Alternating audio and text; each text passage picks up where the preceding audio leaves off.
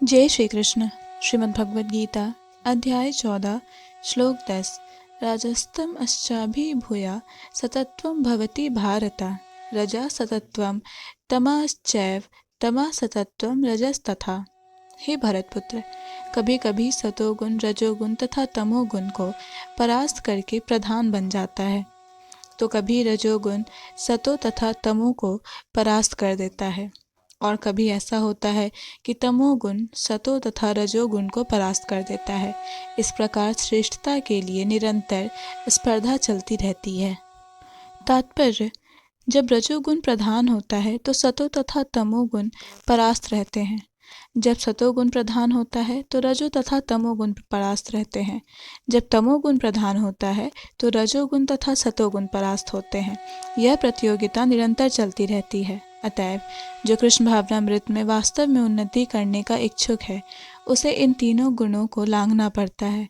प्रकृति के किसी एक गुण की प्रधानता मनुष्य के आचरण में, उसके कार्यकलापों में, उसके खान पान आदि में प्रकट होती रहती है। इन सब की व्याख्या अगले अध्यायों में की जाएगी, लेकिन यदि कोई चाहे तो वह अभ्यास द्वारा सतोगुण विकसित कर सकता है और इस प्रकार रजो तथा तमो गुणों को परास्त कर सकता है।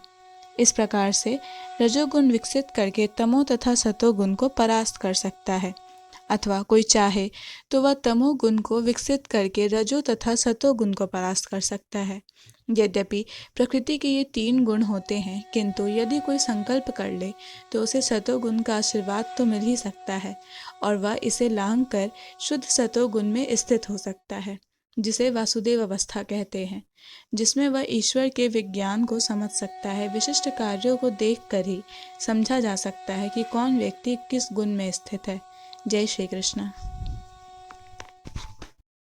भगवद गीता के सभी श्लोकों को सुनने और समझने के लिए हमारे चैनल को सब्सक्राइब करें। अगर वीडियो पसंद आया हो तो इसे लाइक और शेयर करें।